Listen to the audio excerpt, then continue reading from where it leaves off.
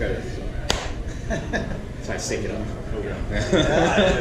We learned something, right? Yeah. Well, I learned this lesson.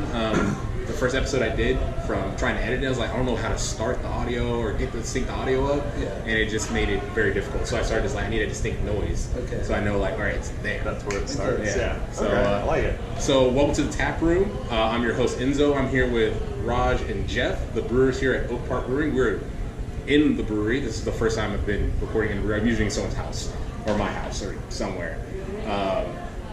So let's get right into it. So you guys are Oak Park, and we were just talking a little bit. So this is the second venture of Oak Park, right? This is. Yeah, this is the second venture of Oak Park. The first Oak Park didn't quite make it, and then a new group of owners took over and we opened about 8 months ago. Okay. In June of 2019. Okay, cool. Because I was telling him that I went to when it first opened. I don't know how many years ago. This point is probably 5 to 6 years ago. Yeah, probably right around there. This is when I was just getting into the beer scene, and I came up here because I was like, "Oh, new brewery opening. We'll go check it out." I don't like to talk bad about anybody, but it was just like not my greatest experience at a brewery. The food was good. The beer was like, it was beer. It was solid. It was not bad by any means, but it wasn't like spectacular, I guess. It's like it didn't stick out in my mind, and then also I live kind of far away, so driving up was like a little difficult. Like driving up to come just here was like kind of hard to justify in my mind. But so far, what I've seen so far, and the beer I'm drinking right now, I'm drinking Soul Rock. On point. I like it. I'm a hoppy guy, so I like my hoppy beers. Brewing Gemini Project, there you West go. Coast IPA. Gemini Project. Well, I wanted to start light. It's my first one of the day, so. Can't say that. So you guys are both the brewers. So what got you both into beer? Start with Rodg here. How'd you get into beer? I got a beer tap. That's how I really got into homebrewing. An excessive beer tap, and I just looked at the situation. I was like, well, man, if I like beer this much, I need to know how it's made. Mm-hmm. So I basically got into beer at my buddy's spot, Geoff Beer Cafe. Yeah. I learned a lot about beer. Belgian styles turned me out because they have flavor. Mm-hmm. The domestic beers like Pabst, Miller Lite, it wasn't my thing. They didn't have flavor. My first beer was a Guinness. It had flavor, and I was always looking for flavor. So, hanging out there, I met a lot of people, Geoff and his family. I met them there. Ended up not drinking beer for like 2 months and just took all the money that I spent on that beer tab and invested in like books, home brewing equipment, and that set me on my way. Yeah. So that was probably 13, 14 years ago. Oh, wow.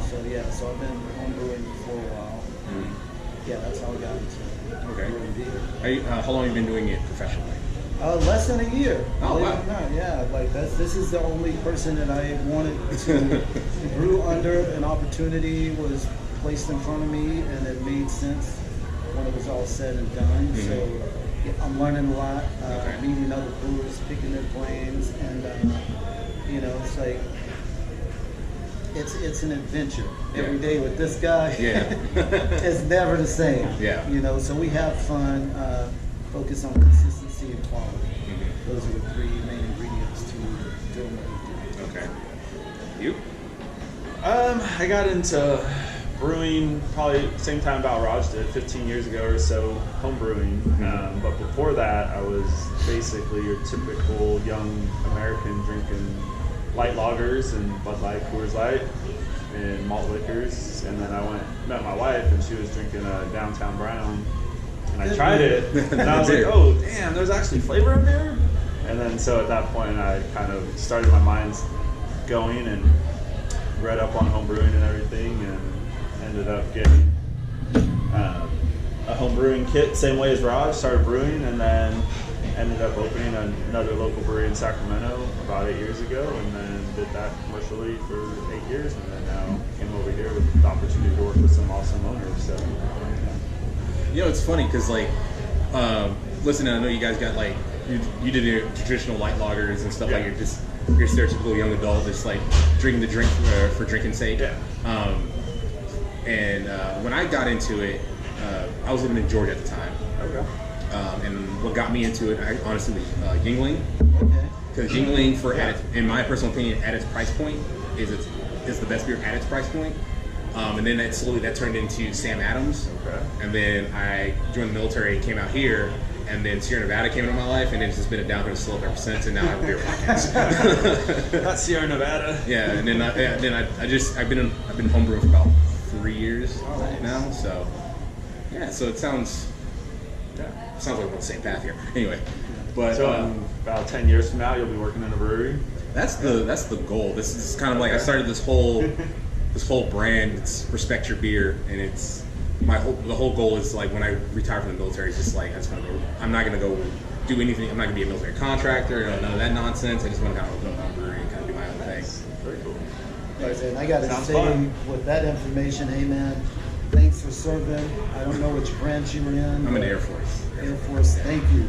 Thank you for doing what you did. And, it's like if it wasn't for guys like you, none of this would be possible. Yeah.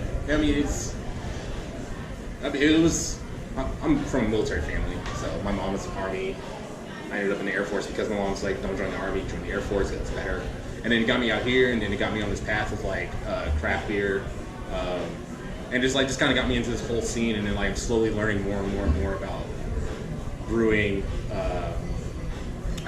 Business is like running this whole this little brand with my 160 followers and my 20 subscribers to the YouTube channel. Like it's still just like I'm learning. It's a business. Yeah, it's a business. It's a slow business. I'm not really making a lot off it, but it's more the process and the steps you have to go through to create something and keep it going and follow through with it. Yeah. So and I can Priceless say this, lesson. Yeah, I can say this. If I never started homebrewing or thought about homebrewing and got into craft beer, I never would have gotten the opportunity to do this. Yeah. That was all, word of mouth, work ethic, relationships. That's the key thing. So, you never know, man. Just keep your head down. Keep digging, because you never know when that opportunity is going to come. Yeah. That's what, and that's what everyone keeps telling me, is keep pushing with it. And like, I think I'm making like a decent product with this podcast. So we'll see where it goes. It's only been going for like 3 months. So. So fledgling baby stuff. Yeah. Learn how to crawl before you walk, You right? do, definitely, yes. So back to Oak Park. With Oak Park, so I know like certain breweries like that have like their claim to fame. Like you have some breweries that are good at stouts, they're good at IPAs, they're good at the weird stuff, they're good at the German stuff. What do you think? What would you say? Do you guys have a specialty here? Or are you guys kind of like just like a well-rounded? I think place? we're a very well-rounded place. I think my taste preference and my brewing preference is hoppier, hop-forward beers, whether it's a hazy or a West Coast IPA or a pale ale.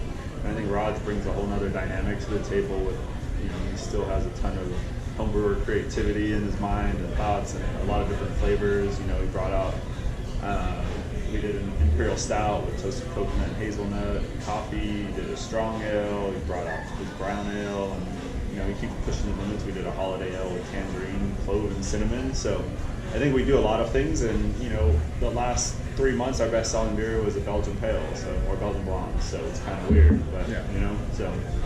That's a story in itself, the Belgian blonde. Yeah. But, as far as our standout beers, man, it's like a roller coaster.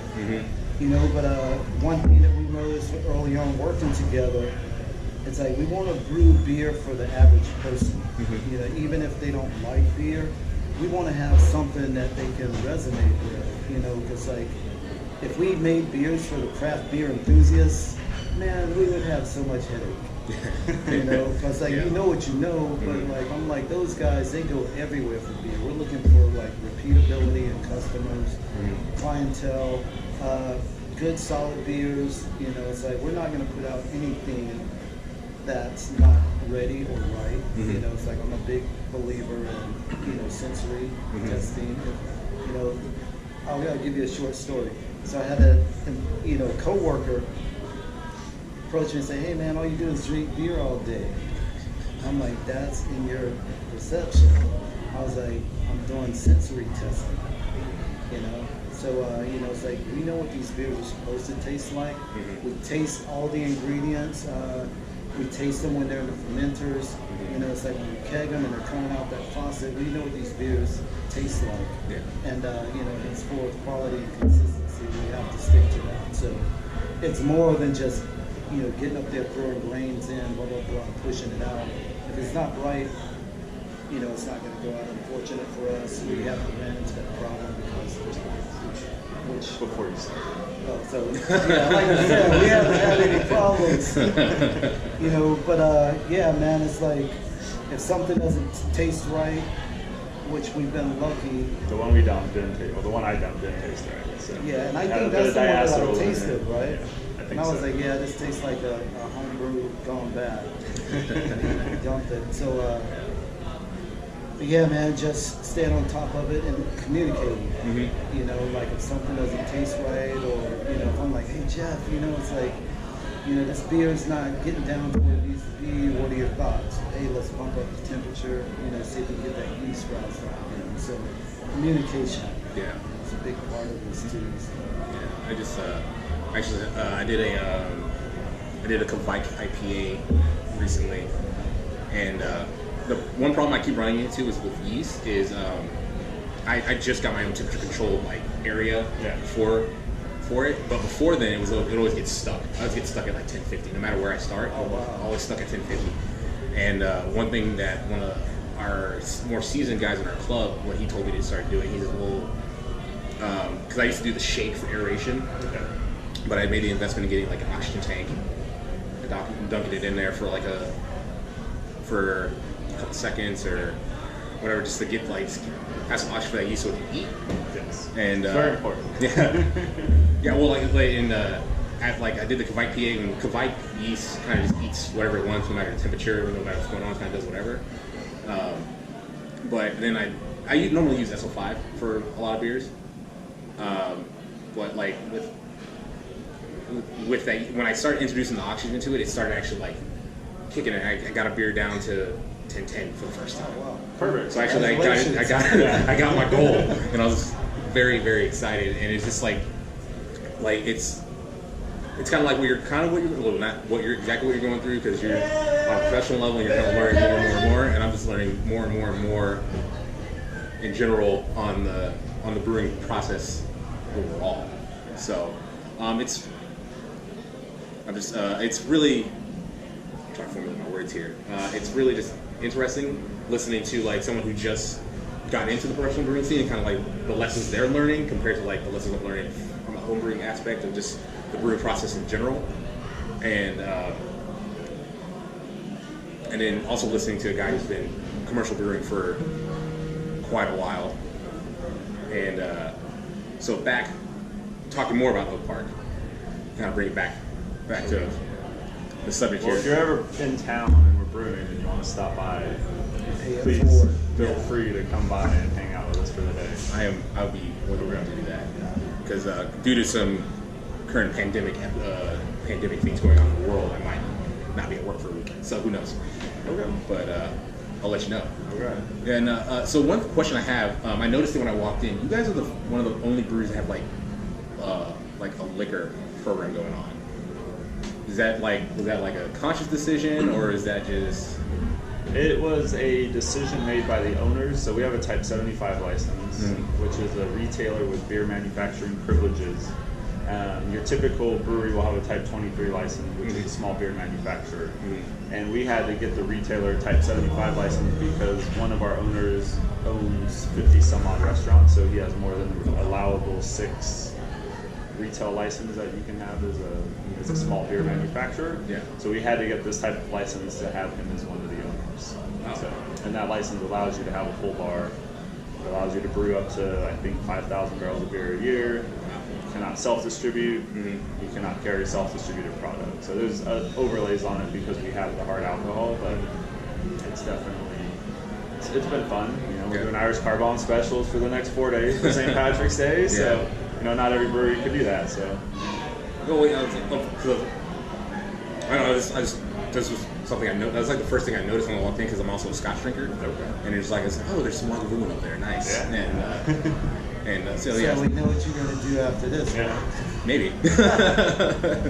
I've been trying to tone back because like kind of putting a lot of weight over the holidays because all the you gotta get the holiday beers, you gotta get those stouts in, you know. So No, it's Saturday afternoon. yeah, so Scotch around. Yeah. I'm gonna go check on the transfer. I'll be back in a second. Okay. All right, Geoff. okay. So for you have a unique perspective on the craft beer industry as being a black brewer in the craft beer industry, which is kind of been dominated. Well, mostly when you think about craft beer, you think about white dudes with beards drinking IPAs, right? From your perspective, what would you? How do you see the beer industry from your perspective as a black brewer or just as a black man in the industry in general? You know, that's a great question.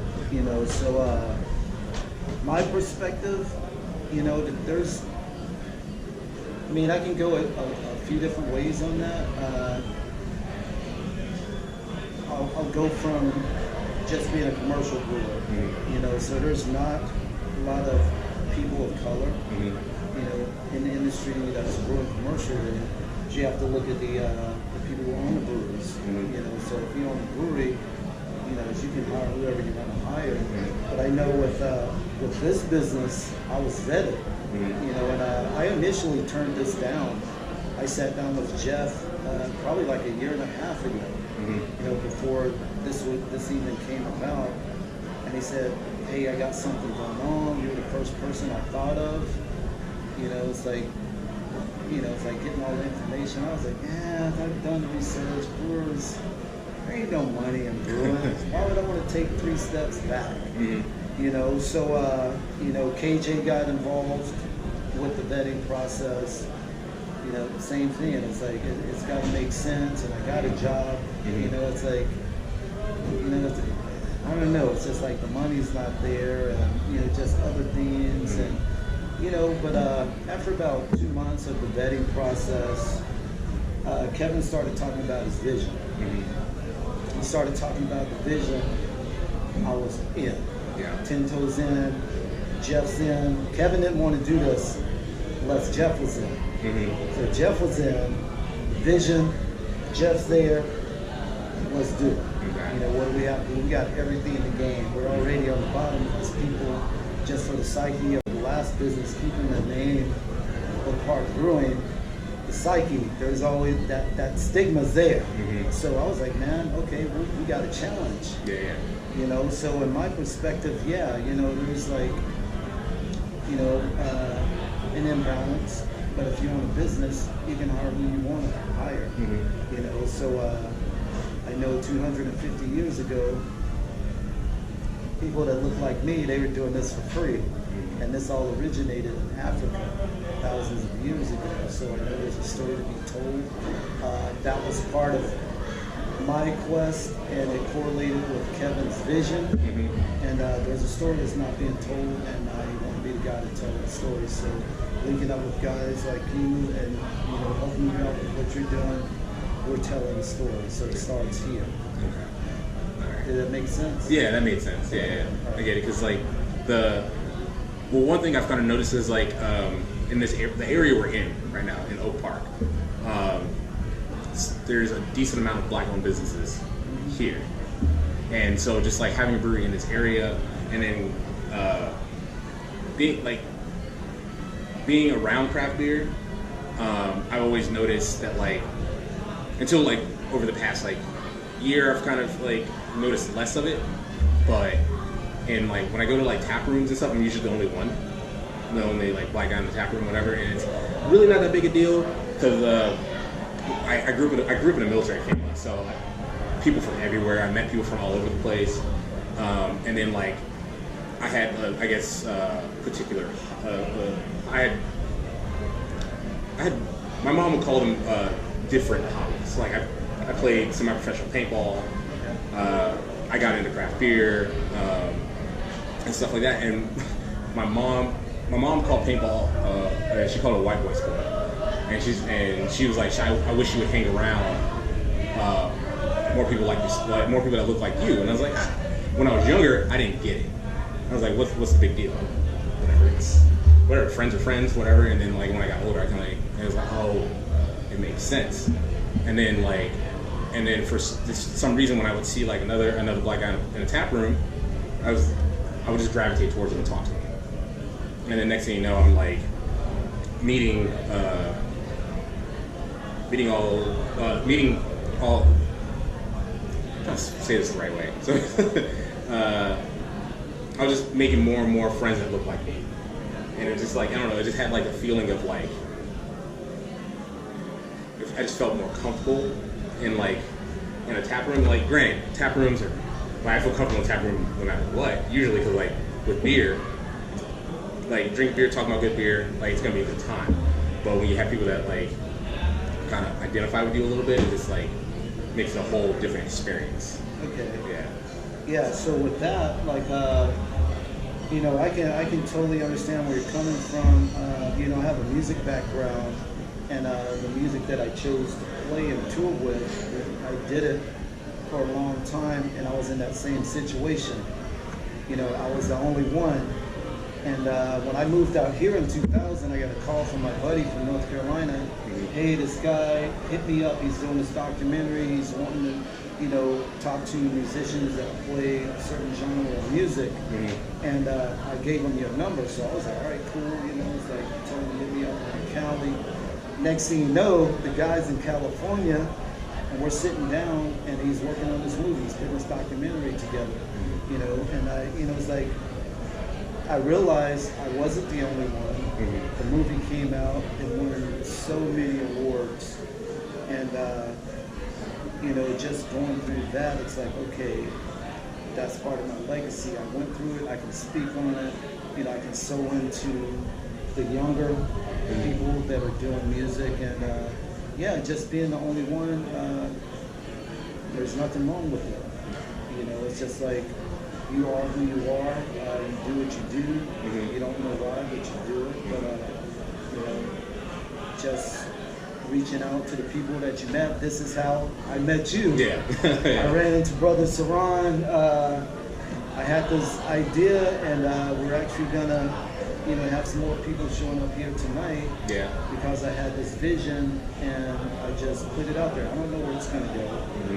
You know, but to get around people who look like me, that are into craft beer, it's going to be interesting to see the conversations we have. Yeah. So, you know, and one thing that I'm big on is dialogue. You know, so we can have a dialogue if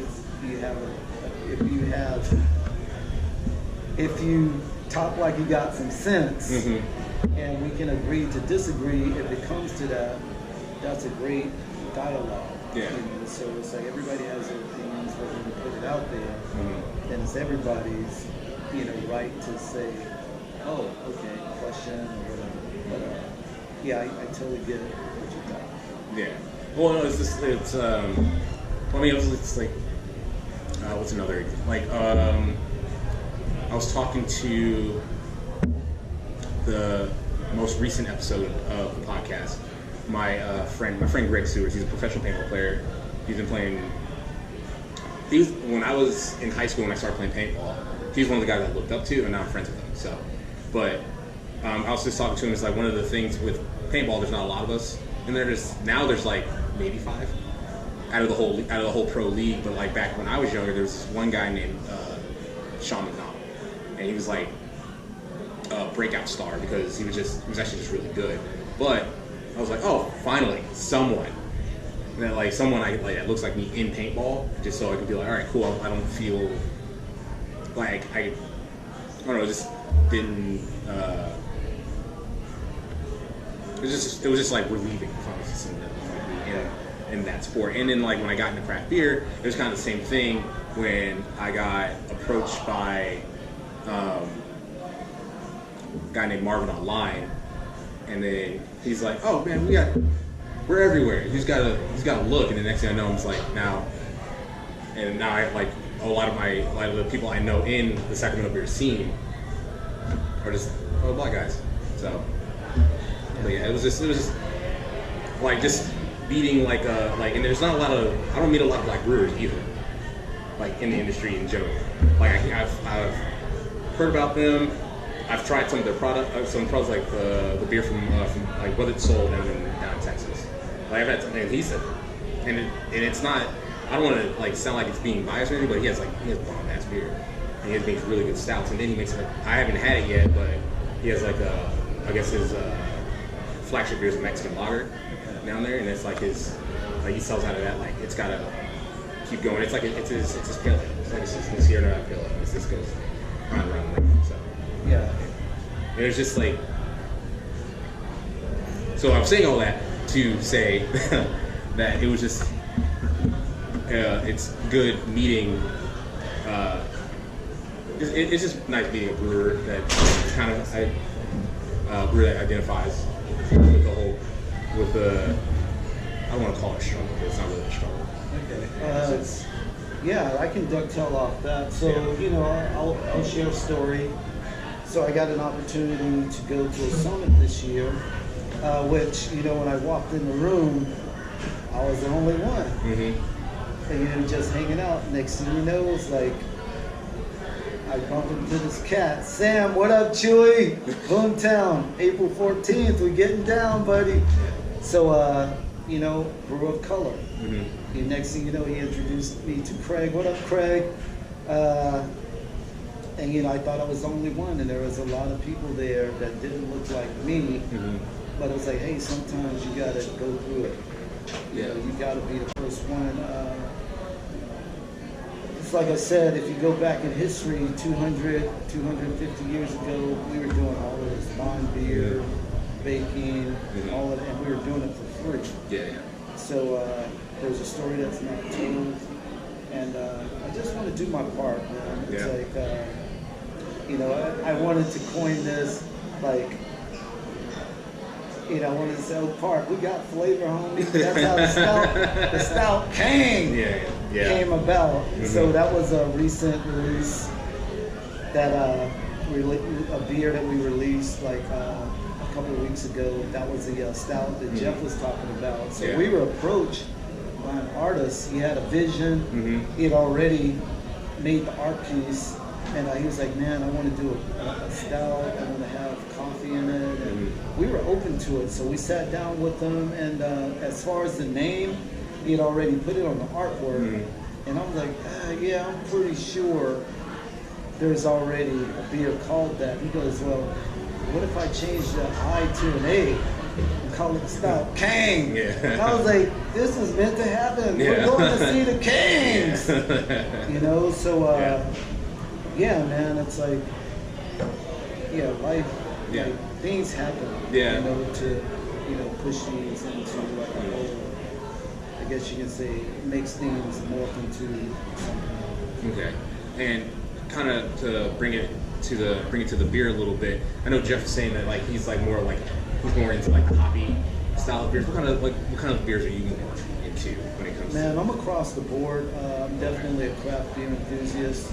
I'm open to taste any kind of beer. Mm-hmm. Sours are great beers.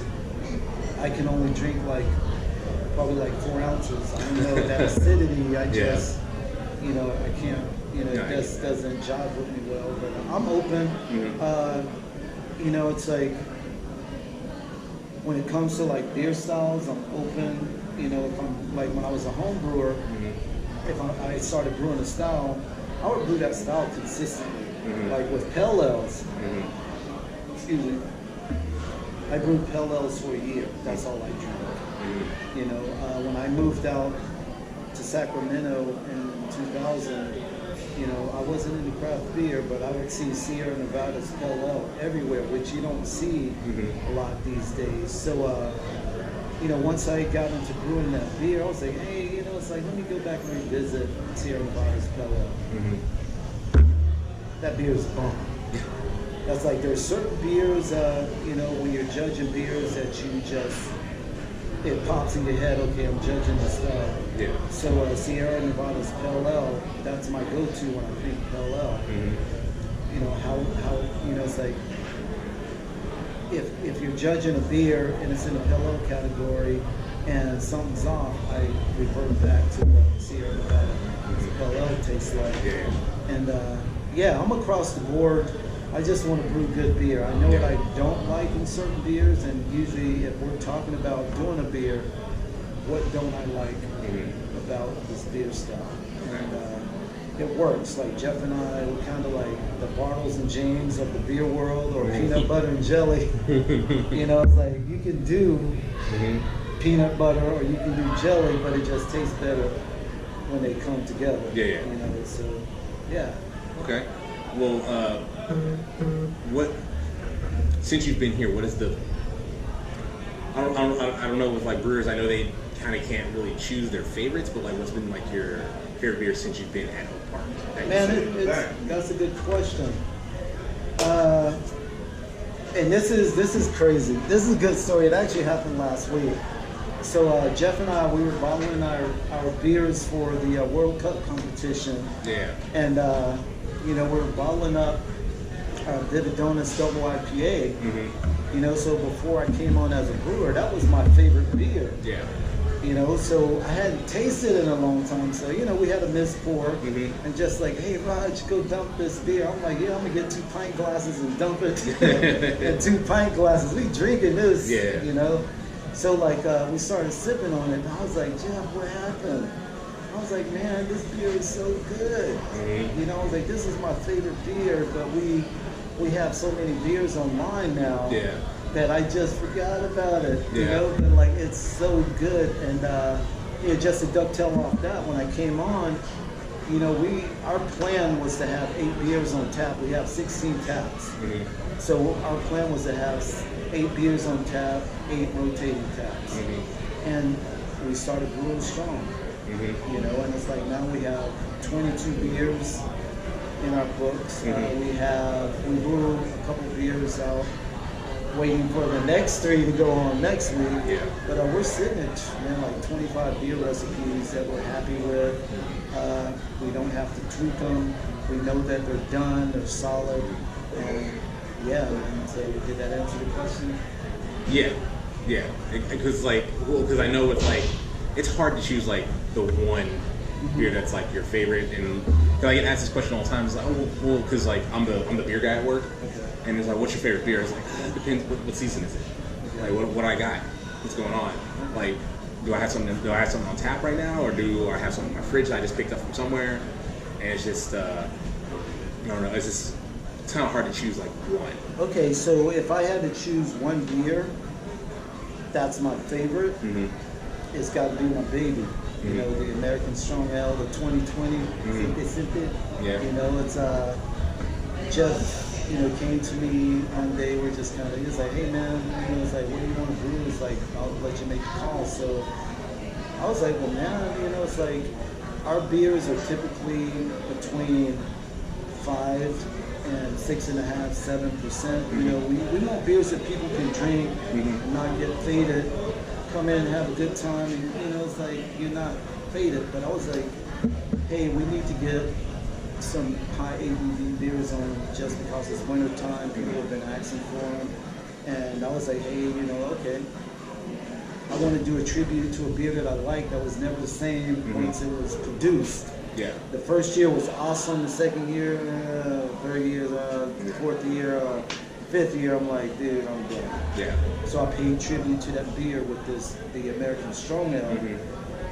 It's not exactly where it is as far as like stickiness, but as far as like taste and alcohol content, all that's there.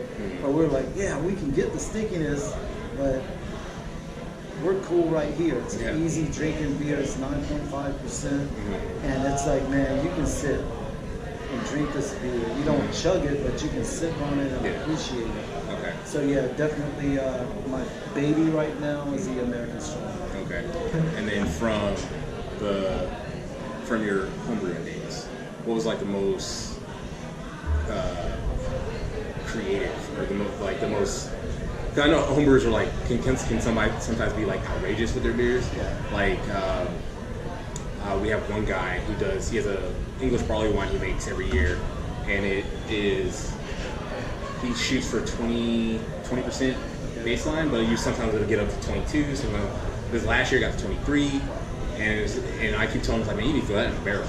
And he hates barrel, so he doesn't want to do it. So, but like from like homebrew aspect, what's like the craziest beer that you ever like thought of or like successfully done? I wouldn't say anything crazy, and the best beer that I ever made was a Red Ale. I'm a big Red Ale fan and a Brown fan, and this was crazy at the homebrew day. So we did a homebrew day with my homebrew club, and I brewed an American Red Ale. Yeah. And I ended up spilling a gallon and a half on the driveway. Yeah. So I was like, but it turned out to be the best beer. My I guess I can say my friend Lady Emily. It's like Lady L. What's up? Sorry about that. LME. Yeah. So that beer ended up being the best beer I ever made, and it can never be replicated because I don't want to spill a gallon and a half of it on the driveway. It wasn't done on purpose. It was something that happened on accident. Yeah. And the next thing you know, it just made the beer that much. Yeah, and I tried to replicate it, and it just never. It just didn't. Never hit that mark. Yeah. Sorry about mispronouncing your name, Lady Emily. Yeah. Yeah. Pretty sure. So, I think we're about what? Close to 37, 40-ish minutes here, and I think that's gonna call around there. Thanks for doing the episode with me. Thanks for inviting me up. Anything you want to go ahead and promote? Well, first off, man, thank you for getting at me. Saran, thanks for the hookup. Looking forward to seeing you in a bit. Chris, what's up? I don't know your name. Everett, what's up? Thank you guys for coming out to the event tonight. But, man, I mean, you can do whatever you want to do, just put your mind to it. Research. Don't go on what people tell you. It's like, if I did that, there's no telling where it would be. But there are stories that aren't being told, and we need to take responsibility. We need to bring these stories out. Yeah. If we have to do research, we need to do that. But it's our responsibility. I know all you guys, we're probably like mid-30s, 40s, whatever. We're the bridge between the elders and the youngsters. But there's a story to be told, and we're the bridge. Yeah. So but definitely thank you. Shout outs to Geoff for sitting in. That's my dude. If it wasn't for him, I wouldn't be here. Definitely looking to grow and with him as a brewer. And if you guys get a chance, come out, check us out. Oak Park Brewing. It ain't what it used to be. This is a whole different world. Yeah. So come out. We're all about the community, and we're just going to get it in and keep doing it until we can't do it anymore. So. All right. Well, thanks for listening, guys. Be sure to check this out on YouTube, also on any place you get your podcast, so Spotify, Google Podcast, Apple Podcasts. Check out our Instagram page at respect_your_beer, Twitter at respectyourbeer, and also like and subscribe to the page. Thanks, guys. Peace.